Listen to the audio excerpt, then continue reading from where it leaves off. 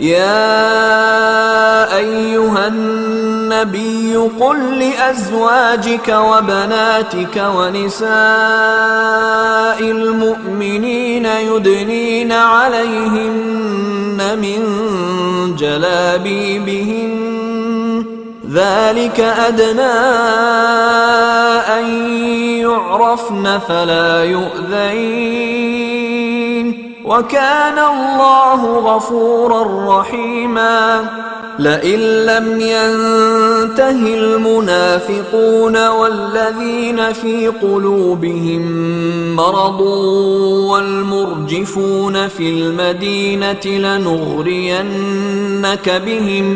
لنغرينك بهم ثم لا يجاورونك فيها إلا قليلا ملعونين أينما ثقفوا أخذوا وقتلوا تقتيلا سنة الله في الذين خلوا من قبل ولن تجد لسنة الله تبديلا. السلام عليكم ورحمة الله وبركاته. الحمد لله رب العالمين.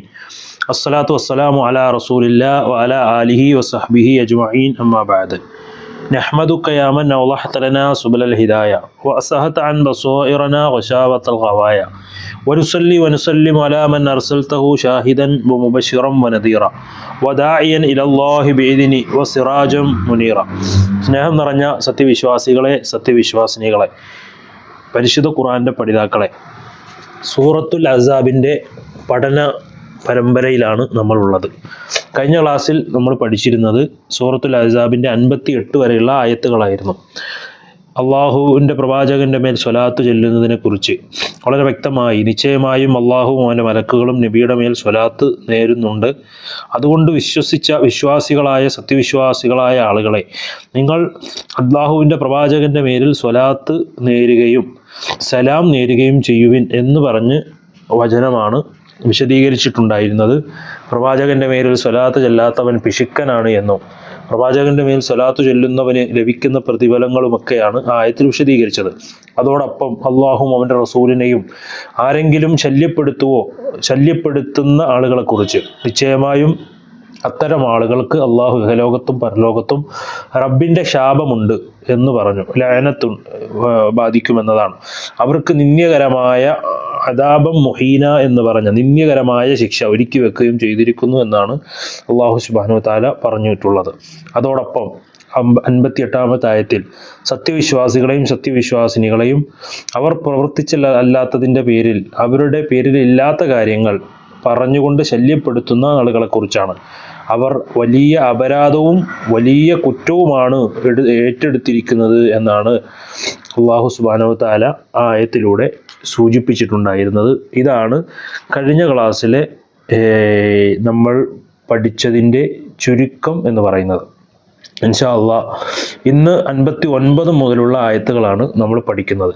ഈ 59-ാമത്തെ മുതലുള്ള ആയത്തുകൾ, ഇന്നത്തെ ക്ലാസ്സിൻ്റെ വചനങ്ങൾ മുകളിൽ നമ്മൾ ഓതി കേട്ടിരിക്കുകയാണ്. അല്ലാഹു സുബ്ഹാനഹു വ തആല 59-ാമത്തെ ആയത്തിലൂടെ പറയാണ് സൂറത്തുൽ അഹ്സാബിൻ്റെ, യാ അയ്യുഹൻ നബിയു, ഏ നബിയെ, നബി സല്ലല്ലാഹു അലൈഹി വസല്ലമയെ വിളിച്ചുകൊണ്ട് അള്ളാഹു പറയാണ്, കുല്ലി അസ്വാജിക, നിന്റെ ഭാര്യമാരോട് നബിയെ നീ പറയുക, താങ്കളുടെ ഭാര്യമാരോട് താങ്കൾ പറയുക.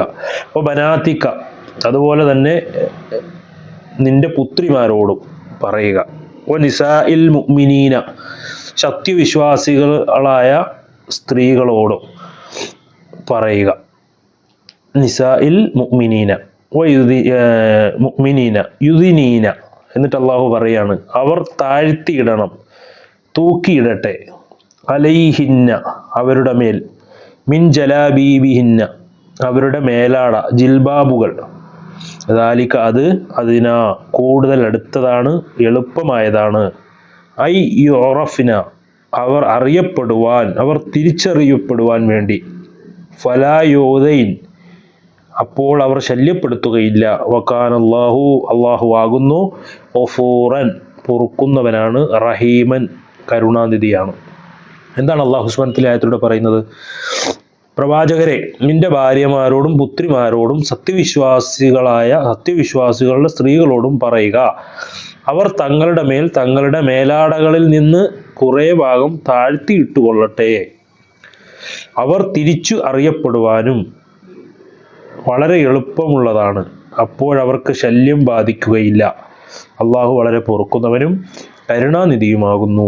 ഇതാണ് അള്ളാഹു ഈ ആയത്തിലൂടെ നമ്മളെ പഠിപ്പിക്കുന്നത്. ജിൽബാബ് എന്ന് പറഞ്ഞാൽ, ജലാബീബ് എന്ന് പറഞ്ഞാൽ എന്താണ്? ജിൽബാബ് എന്നത് സ്ത്രീകളുടെ സാധാരണഗതിയിൽ ധരിക്കുന്ന വസ്ത്രത്തിന്, കുപ്പായം, മക്കന എന്നൊക്കെ പറയും, അതിന് പുറമേ ധരിക്കുന്ന വലിയൊരു മേലാട, ഈ കുപ്പായം, മക്കന എന്നൊക്കെ പറയാറുണ്ടല്ലോ നമ്മൾ മലയാളത്തിൽ. അങ്ങനെ അവരുടെ തലയുടെ മുകളിലൂടെ താഴേക്ക് നെഞ്ചിലേക്ക് താഴ്ത്തിയിടുന്ന ഒരു മേലാട, ഇതിനെയാണ്, ഇങ്ങനെയുള്ള ഒരു പുതപ്പ്, അതിനെയാണ് യഥാർത്ഥത്തിൽ ജിൽബാബ് എന്ന് പറയുന്നത്. ശരീരം മുഴുവൻ മറയത്തക്ക രീതിയിൽ പുറമേ ധരിക്കുന്ന വിശാലമായ ഒരു വസ്ത്രം, ഇതാണ് ഇതുകൊണ്ട് സൂചിപ്പിക്കുന്നത്. ഇത് ഇപ്പോൾ പർദ്ദ നമ്മുടെ നാട്ടിൽ നമ്മൾ ഇടാറുണ്ട്. ഈ പർദ്ദ എന്ന് പറയുന്നത് അതിൻ്റെ ലക്ഷ്യം എന്താണ്? അതിൻ്റെ ഒരു യുക്തി എന്ന് പറഞ്ഞാൽ, അള്ളാഹു ഈ നിയമം നൽകിയിട്ടുള്ളത്, അതിൻ്റെ വ്യക്തമായ കാരണങ്ങൾ അള്ളാഹു ഇങ്ങനൊരു വസ്ത്രം ധരിക്കാൻ പറഞ്ഞതിലുണ്ട്. ചില ആളുകൾ ചോദിക്കും, എന്തുകൊണ്ട് സാരി എടുത്താൽ പ്രശ്നം, എന്തുകൊണ്ട് കൈയും അതുപോലെ കഴുത്തുമൊക്കെ കാണുന്ന വസ്ത്രം ഇട്ടാൽ പ്രശ്നം എന്താണ് എന്ന് ചോദിക്കാറുണ്ട്. എന്തിനാണ് ഇങ്ങനെ മൂടിപ്പുതച്ച് നടക്കുന്നത് എന്നൊക്കെ ആക്ഷേപത്തിലൂടെയൊക്കെ ചില ആളുകൾ പറയാറുണ്ട്. അതിന് അള്ളാഹു ഇങ്ങനൊരു വസ്ത്രം സ്ത്രീകൾക്ക് നൽകിയിട്ടുണ്ടെങ്കിൽ അതിൻ്റെ പിന്നിലൊരു യുക്തിയുണ്ട്. അത് നിയമമാക്കിയത്, അള്ളാഹു നിയമം നൽകിയിട്ടുള്ളത് അള്ളാഹു ഇവിടെ പറയുന്നത് തിരിച്ചറിയപ്പെടാനാണ്. ഈ വസ്ത്രം ധരിക്കുന്നതിലൂടെ ആ സ്ത്രീ മാന്യരായ മുസ്ലിം സ്ത്രീകളാണെന്ന് എല്ലാവരും തിരിച്ചറിയാൻ അവർക്ക് സാധിക്കും, പ്രത്യേകിച്ച് ഇന്നത്തെ കാലഘട്ടത്തിൽ. അതുകൊണ്ട് തന്നെ അവരെ ശല്യം ഒഴിവാക്കാൻ കഴിയും. മാന്യമായ വേഷം ധരിക്കുന്ന സ്ത്രീകളെ ദുർനടപ്പുകാരായ ആളുകൾ ശല്യം ചെയ്യാനുള്ള സാധ്യത വളരെ കുറവാണ്. അതുപോലെ തന്നെ അഹിതമായ പെരുമാറ്റങ്ങളിൽ നിന്ന്, സംസാരങ്ങളിൽ നിന്നും അവരെ സംരക്ഷിക്കാൻ ഈ വേഷം തന്നെ ഒരു പരിചയമായി നമുക്ക് കാണാൻ സാധിക്കും. പർദ്ദയുമായി ബന്ധപ്പെട്ട മര്യാദകൾ, മുഖവും കൈപ്പടങ്ങളും, ഇപ്പോൾ സൂറത്തു നൂറിൽ നമ്മൾ പരിശോധിച്ചാൽ അതിന് 31-ാമത്തെ ആയത്ത്, ആ ആയത്തിലൊക്കെ പറയുന്നുണ്ട്, മുഖവും മുൻകൈയും മറയ്ക്കൽ നിർബന്ധമാണോ എന്നതിൽ പണ്ഡിതന്മാർക്കിടയിൽ അഭിപ്രായ വ്യത്യാസങ്ങളുണ്ട്. എന്നാൽ പൊതുവായ കാര്യം, മുഖം മൂടി മറയ്ക്കുന്നത് മാന്യതയ്ക്ക് കൂടുതൽ ചേർന്നതാണെങ്കിലും മറ്റു പല പ്രത്യേക സാഹചര്യങ്ങളിൽ അത്യാവശ്യമാണെന്നതും അതുപോലെ തന്നെ പണ്ഡിതന്മാർ ചൂണ്ടിക്കാട്ടുന്നുണ്ട്. മുഖവും മുൻകൈയും ഒഴിച്ച് ബാക്കിയുള്ള മുഴുവൻ ഭാഗങ്ങളും മറയ്ക്കുക എന്നതാണ് ഇസ്ലാമിൽ നിർബന്ധമായ കാര്യം. ഇസ്ലാമിൻ്റെ സംസ്കാരത്തെ പുച്ഛിക്കുന്നവരും അതുപോലെ തന്നെ പർദ്ദ ഒരു പുരോഗതിക്ക് തടസ്സമാണെന്ന് വാദിക്കുന്നവരും യഥാർത്ഥത്തിൽ ഖുർആനെയും സുന്നത്തിനെയും തെറ്റായി വ്യാഖ്യാനിച്ചുകൊണ്ടാണ് അത്തരം വ്യാഖ്യാനങ്ങൾ നടത്താറുള്ളത്. അതുകൊണ്ട് അത്തരം കെണികളിൽ നിന്നും നമ്മൾ പെട്ടുപോകാൻ പാടില്ല. ഇസ്ലാമിൻ്റെ മാന്യമായ വസ്ത്രധാരണം, മുഖവും മുൻകൈയും ഒഴിച്ച് ബാക്കിയുള്ള മുഴുവൻ ഭാഗങ്ങളും മറയ്ക്കുക എന്നത് നിർബന്ധമാണ്. ഇനി മുഖം കൂടി മറയ്ക്കുക എന്നത് ആരെങ്കിലും അങ്ങനെ ചെയ്യുന്നുവെങ്കിൽ അത് ഏറ്റവും നല്ല കാര്യവുമാണ്. അതുകൊണ്ട് അത്തരം ഇസ്ലാമികമായ മാന്യമായ വേഷവിധാനത്തെ മുറുകെ പിടിക്കാൻ നമ്മൾ തയ്യാറാകണം. ഇതാണ് ഒരു സത്യവിശ്വാസിയും ചെയ്യേണ്ട കാര്യം. അതുകൊണ്ട് ഈ ആയത്ത് വളരെ കൃത്യമായി പഠിക്കുക. ഇസ്ലാമിക വസ്ത്രധാരണമാണ് പ്രധാനമായും ഇതിൽ പറയുന്നത്. നബിയുടെ ഭാര്യമാരോട് അതുപോലെ മുസ്ലിം സ്ത്രീകളോടൊക്കെ കൽപ്പിക്കാൻ വേണ്ടി അള്ളാഹു പറഞ്ഞ കാര്യമാണ്. മുസ്ലിം സ്ത്രീകൾ പുറത്തിറങ്ങുമ്പോൾ തങ്ങളുടെ വസ്ത്രത്തിന് പുറമെ മുഴുവൻ മറയുന്ന വസ്ത്രം, അതിന് ജിൽബാബ് എന്നാണ് പറയുന്നത്, പരീക്ഷയ്ക്ക് ചോദിക്കാൻ സാധ്യതയുള്ള കാര്യമാണ്. അതിൻ്റെ ലക്ഷ്യമെന്ന് പറയുന്നത് സ്വന്തം മാന്യത തെളിയിക്കുവാനും അനാവശ്യ ശല്യങ്ങളിൽ നിന്ന് സംരക്ഷണം നേടുവാനുമാണ് ഈ വേഷം സഹായിക്കുന്നത് എന്നാണ്. വസ്ത്രധാരണത്തിലൂടെ മുസ്ലിം സ്ത്രീയുടെ ചാരിത്ര ശുദ്ധിയും മാന്യതയും സമൂഹത്തിന് ബോധ്യപ്പെടുത്താൻ അതൊരു കാരണമാണ്, ബോധ്യപ്പെടുകയും അതുകൊണ്ടുണ്ടാകുന്ന സുരക്ഷ, മാന്യമായ വേഷം അവിഹിതമായ അല്ലെങ്കിൽ അഹിതമായ ഇടപെടലുകൾക്ക് തടസ്സമായി നിർത്താൻ കാരണമാവുകയും ചെയ്യും. പർദ്ദയെക്കുറിച്ചുള്ള തെറ്റായ പ്രചരണങ്ങളെ അവഗണിക്കുകയും ഇസ്ലാമിക സംസ്കാരങ്ങൾ അത് അഭിമാനത്തോടെ ഉയർത്തിപ്പിടിക്കുകയും ചെയ്തുകൊണ്ട് പർദ്ദ എന്നത് വെറും ഒരു വസ്ത്രധാരണ രീതിയല്ല, മറിച്ച് സ്ത്രീയുടെ വ്യക്തിത്വത്തെയും അന്തസ്സിനെയും സംരക്ഷിക്കുന്ന വലിയ ഇസ്ലാമിക മൂല്യമാണ്. അത് ആ നിലക്ക് ഉയർത്തിപ്പിടിക്കാനാണ് സത്യവിശ്വാസിനികൾ എന്ന നിലക്ക് തയ്യാറാകേണ്ടത്. അതാണ് അള്ളാഹു ആയത്തിലൂടെ പറയുന്നത്, യാ അയ്യുഹൻ നബിയു കുല്ലി അസ്വാജിക വബനാതിക വനിസാഇൽ മുഅ്മിനീന യുദ്നീന അലൈഹിന്ന മിൻ ജലാബീബിഹിന്ന ദാലിക അദ്നാ അയ്യുഖഫിന ഫലാ യുദൈൻ വകാന അല്ലാഹു ഗഫൂറർ റഹീമ. നിന്റെ ഭാര്യമാരോടും പുത്രിമാരോടും അതുപോലെ തന്നെ സത്യവിശ്വാസികളായ സ്ത്രീകളോടും പറയുക നബിയെ, അവർ തങ്ങളുടെ മേലാടകളിൽ നിന്ന് കുറേ ഭാഗം താഴ്ത്തിയിട്ടുകൊള്ളണമെന്ന് അവർ തിരിച്ചറിയപ്പെടുവാനും വളരെ വളരെ എളുപ്പമുള്ള കാര്യമാണ്. അപ്പോഴവർക്ക് ശല്യം ബാധിക്കുകയില്ല. അള്ളാഹു വളരെ പൊറുക്കുന്നവരും കരുണാനിധിയുമാകുന്നു എന്നാണ്. അപ്പം പർദയുടെ എല്ലാ ഇസ്ലാമിക മര്യാദകളും പാലിച്ചുകൊണ്ടാണ് ആ മര്യാദകൾ നമ്മൾ പാലിക്കേണ്ടത്. പർദ എന്ന പേരിൽ ഇന്ന് പല രൂപത്തിലും പർദ ധരിക്കുന്നു എന്ന് പറഞ്ഞു, പക്ഷേ അതിൻ്റെ മര്യാദകൾ പാലിക്കാതെ ശരീരം ഇറുകിപ്പിടിച്ചതും അതുപോലെ തന്നെ ശരീരത്തിൻ്റെ അവയവങ്ങൾ പുറത്ത് പ്രൊജക്റ്റ് ചെയ്യുന്ന കാണുന്ന രൂപത്തിലുള്ള ഇറുകിയ പർദകളും അതുപോലെ നെറ്റ് പോലെ വല പോലെയുള്ള ശരീരത്തിൻ്റെ ഉൾഭാഗങ്ങൾ പുറത്ത് കാണാൻ പറ്റുന്ന രൂപത്തിലുള്ള പർദകളുമൊക്കെ ഇന്ന് ഇട്ടുകൊണ്ട് നടക്കുന്ന ആളുകളുണ്ട്. അതൊന്നും ഇസ്ലാമികമല്ല. മറിച്ച് ഇസ്ലാമികമായ എന്താണോ പർദ കൊണ്ട് അള്ളാഹു ഉദ്ദേശിച്ചിട്ടുള്ളത്, ഒരു സ്ത്രീ ആ ഗുണം ലഭിക്കുന്ന രൂപത്തിലുള്ള വസ്ത്രധാരണമാണ് ഇസ്ലാമികമായി മുസ്ലിം സ്ത്രീകൾ ധരിക്കേണ്ടത്. ഇതാണ് ഈ ആയത്തിലൂടെ അള്ളാഹു സുബ്ഹാനഹു വ തആല വളരെ കൃത്യമായി ഉത്ബോധിപ്പിക്കുന്നത്. ജിൽബാബ് എന്ന പദത്തിൻ്റെ ബഹുവചനമാണ് ജലാബീബ് എന്ന് പറയുന്നത്. മേലാട എന്നാണ് അതിന് നമുക്ക് സാധാരണഗതിയിൽ അർത്ഥം പറയാൻ കഴിയുന്നത്. തഫ്സീറുകളിലും അതുപോലെ തന്നെ അറബി നിഘണ്ടുകളിലും ഈ വാക്കിന് കൊടുത്തിട്ടുള്ള അർത്ഥങ്ങളിൽ പരസ്പരം അക്ഷര വ്യത്യാസം കാണാമെങ്കിലും സാരത്തിൽ ഏതാണ്ട് എല്ലാം ഒരേ നിലക്കാണ് നമുക്ക് കാണാൻ സാധിക്കുന്നത്. അതായത് മക്കനേക്കാൾ വലിയ വസ്ത്രം മൂടി പുതയ്ക്കുന്നത്, പുതപ്പ്, മുഖം മൂടി, ആളെ അറിയാതിരിക്കാൻ വേണ്ടി തലയും മുഖവും മൂടുന്നത്, ഈ നിലക്കൊക്കെ നമുക്കതിൻ്റെ അർത്ഥം കാണാൻ സാധിക്കും. അള്ളാഹു കാര്യങ്ങൾ മനസ്സിലാക്കാനുള്ള തൗഫീക്ക് നൽകി അനുഗ്രഹിക്കുമാറാകട്ടെ. 60-ാമത്തെ വചനമാണ് അടുത്തത്. ആ ആയത്തിലൂടെ അള്ളാഹു സുബ്ഹാനഹു വ തആല മുസ്ലിം സ്ത്രീകളുടെ വസ്ത്രധാരണത്തെക്കുറിച്ചും മുഖമക്കനെക്കുറിച്ചുമൊക്കെ പറഞ്ഞതിന് ശേഷം അള്ളാഹു പറയുകയാണ്, ലഇല്ലം യന്തഹി വിരമിച്ചില്ലെങ്കിൽ അൽ മുനാഫിഖൂന കപടവിശ്വാസികൾ, വല്ലദീന യാതൊരു കൂട്ടരും, ഫീ കുലൂബിഹിം അവരുടെ ഹൃദയങ്ങളിലുണ്ട്, മറളുൻ രോഗമുണ്ട്, വൽ മുർജിഫൂന ഭീതി ഉണ്ടാക്കുന്നവരും, ഫിൽ മദീനത്തി മദീനയിൽ, ലനുഇരിയന്നക നിശ്ചയമായും നിന്നെ നാം ഇളക്കിവിടും, പ്രേരിപ്പിക്കും, ബിഹിം അവരിൽ, സുമ്മ ലാ യുജാവിറൂനക പിന്നീട് അവർ നിന്നോട് അയൽവാസം നടത്തുകയില്ല, ഫിഹ അതിൽ, ഇല്ലാ കലീല അല്പമായിട്ടല്ലാതെ.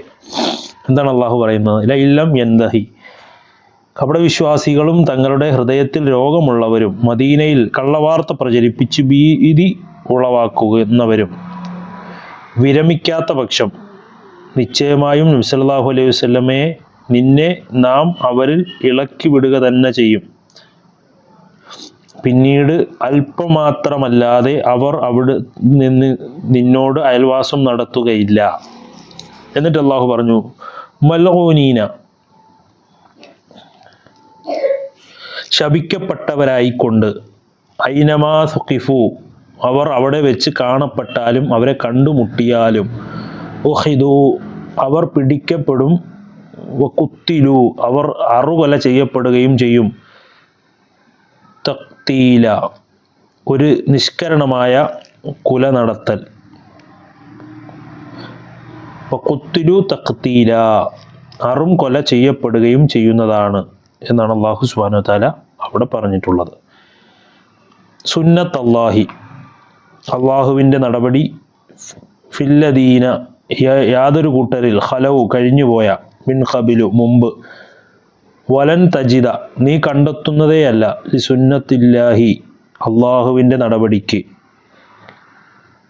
തബ്ദീല ഒരു മാറ്റം വരുത്തലും. അഥവാ അതും ശപിക്കപ്പെട്ടവരായ നിലയിൽ എവിടെ വെച്ച് കണ്ടുമുട്ടിയാലും അവർ പിടിക്കപ്പെടുകയും നിർദാക്ഷിണ്യം അറുകൊല ചെയ്യപ്പെടുകയും ചെയ്യുന്നതാണ്.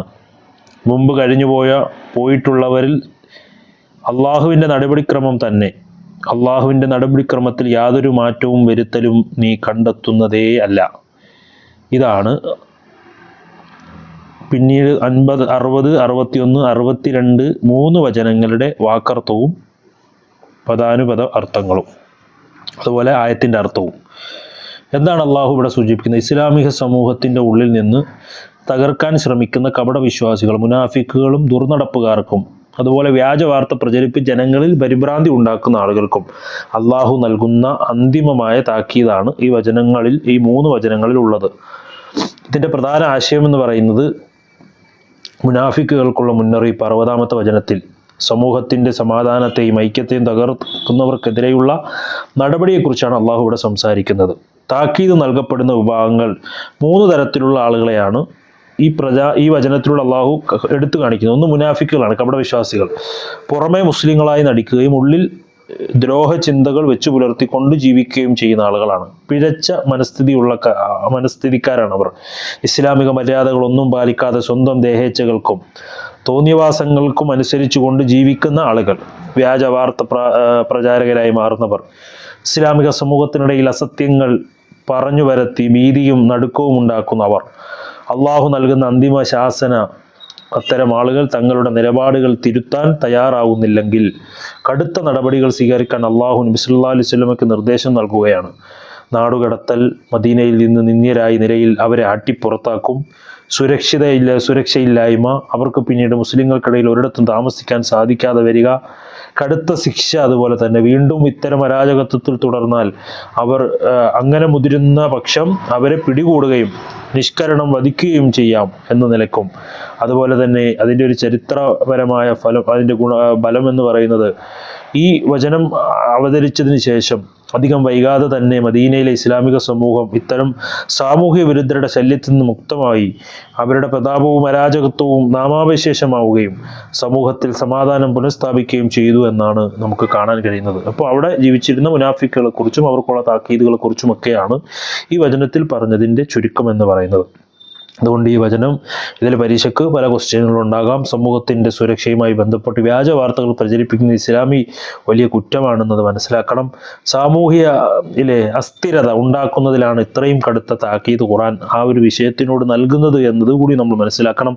കപടതയ്ക്ക് ഇസ്ലാമിക്കിൽ യാതൊരു സ്ഥാനവുമില്ല എന്നതും, ആദർശത്തെയും സമൂഹത്തെയും വഞ്ചിക്കുന്നവർക്ക് ഇസ്ലാമിക ഭരണകൂടത്തിൽ അതിൻ്റെ താഴെ യാതൊരു ഇടവുമില്ല എന്നതും, ദൈവികമായ പടച്ചവൻ്റെ നീതി സ്വന്തം, അതുപോലെ തന്നെ ആ നീതി നടപ്പാക്കുമെന്നും സ്വന്തം അച്ചടക്കമില്ലായ്മ കുഴപ്പമുണ്ടാക്കലും ഒക്കെ തുടർന്നു പോകുന്നവർക്ക് അള്ളാഹുവും അവൻ്റെ റസൂലും അവസരം നൽകിയ ശേഷം അവർ അത് ദുരുപയോഗം ചെയ്താൽ കടുത്ത ശിക്ഷ ലഭിക്കുമെന്നും ഒക്കെയാണ് ഈ വചനങ്ങളിലൂടെ അള്ളാഹു ഓർമ്മിപ്പിക്കുന്നത്.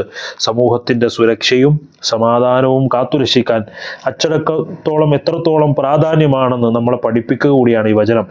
ഇതേ സൂറത്ത് അഹ്സാബിലെ ഇതിൻ്റെ ഈ വിഷയവുമായി ബന്ധപ്പെട്ട ഭാഗങ്ങൾ ഇവിടെ അവസാനിക്കുകയാണ്. പ്രവാചകന്റെ ജീവിതവും ഇസ്ലാമിക സാമൂഹിക നിയമങ്ങളെക്കുറിച്ചുമുള്ള കാര്യങ്ങളാണ് പ്രധാനമായും ഇത്രയും വചനങ്ങളിലൂടെ കടന്നു വന്നിട്ടുള്ളത്. അത് നമ്മൾ ഓരോ വചനവും അതിൻ്റെ അർത്ഥവും ആശയവും കൃത്യമായി കേട്ട് പഠിക്കാൻ തയ്യാറാവുക. അള്ളാഹു അനുഗ്രഹിക്കുമാറാകട്ടെ. വആഖിറു ദഅ്വാനാ അൽഹംദുലില്ലാഹി റബ്ബിൽ ആലമീൻ. അസ്സലാമു അലൈക്കും വറഹ്മത്തുള്ളാഹി വബറകാതുഹു.